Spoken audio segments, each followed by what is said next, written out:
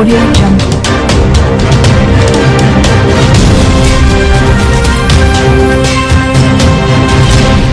Audio Jungle. Kakinada పోర్టులో భారీ కుంభకోణం చోటు చేసుకుంది. మాజీ ఎమ్మెల్యే ద్వారంపూడి చంద్రశేఖర్ రెడ్డి కోట్ల రూపాయలు కాజేశారు. ద్వారంపూడి అనుచరుడు ఆలిషా పూర్తి భూములు 6,000 స్క్వేర్ యార్డు ఆక్రమించారు. పోర్టు అధికారులు నోటీసులు ఇచ్చినా ద్వారంపూడి ధైర్యంతో పట్టించుకోలేదు. కాకినాడ పోర్టులో పనులు చేస్తున్న బ్యాడ్జీలకు, లాంచీలకు, పోర్టు కార్మికులకు ఎటువంటి సదుపాయాలు లేవు. బ్యాడ్జీలు నిర్మించలేదు, రోడ్లు ఏర్పాటు చేయలేదు. కాకినాడ పోర్టు నుండి ద్వారంపూడి పీడిఎస్ రైస్ విదేశాలకు తరలిస్తున్నారు. ద్వారంపూడి వైఖరి కారణంగా కాకినాడ పోర్టు ప్రమాదంలో పడింది.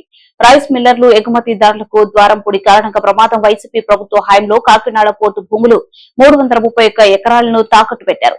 ప్రభుత్వ అవసరాల కోసం కాకినాడ పోర్టు భూములను తాకట్టు పెట్టిన కమిషన్ల కోసం ద్వారంపూడి అడ్డుకోలేదు. కాకినాడ పోర్టు అక్రమాలపై న్యాయ విచారణ చేసేందుకు ప్రభుత్వంతో న్యాయ విచారణ చేస్తాం. పోర్టు భూములను ఆక్రమించిన వాటిని వెంటనే స్వాధీనం చేసుకోవాలని పోర్టు అధికారులకు ఆదేశం.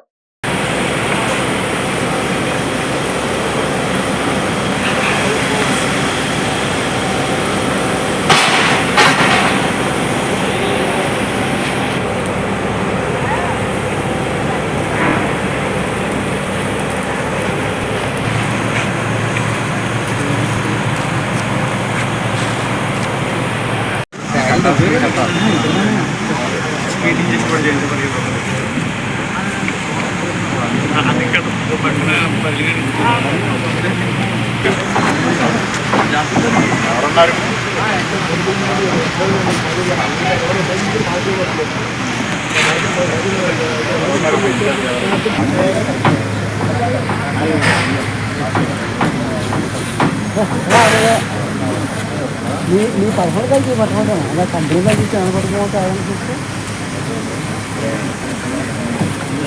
ఇప్పుడు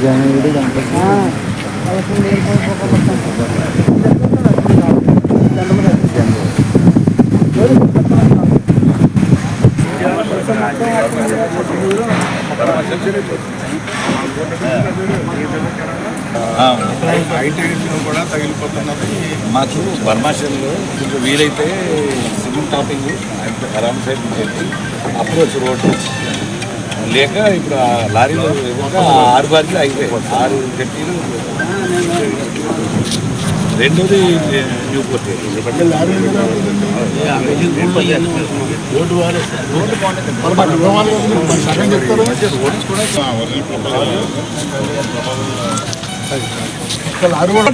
పట్టించుకుంటుందని నరకం చూస్తున్నాం మేము. ఇక్కడ బాధ్యతలు రిపోర్ట్ చేసుకుంటాం. ఇక్కడ లోపల రావాలని ఉండండి. ఇక్కడ లోపల రావడం మాకు గేట్ పాస్ కావాలి.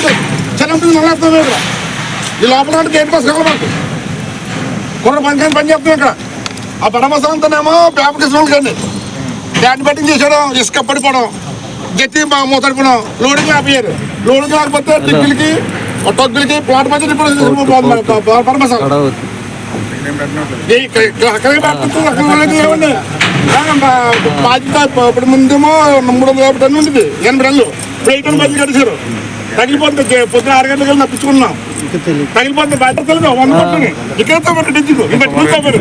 ఎక్కడ తవ్వలేదు. ఎక్కడ జైనపురం 4 బండి తవ్వారు. 12 4 బండి తవ్వారు. ఇంకంతా సున్నం అయిపోయింది. అంతా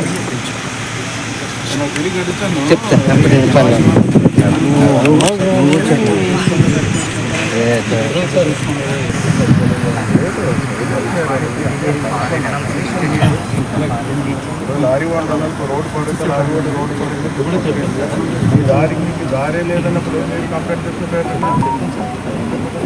ఏది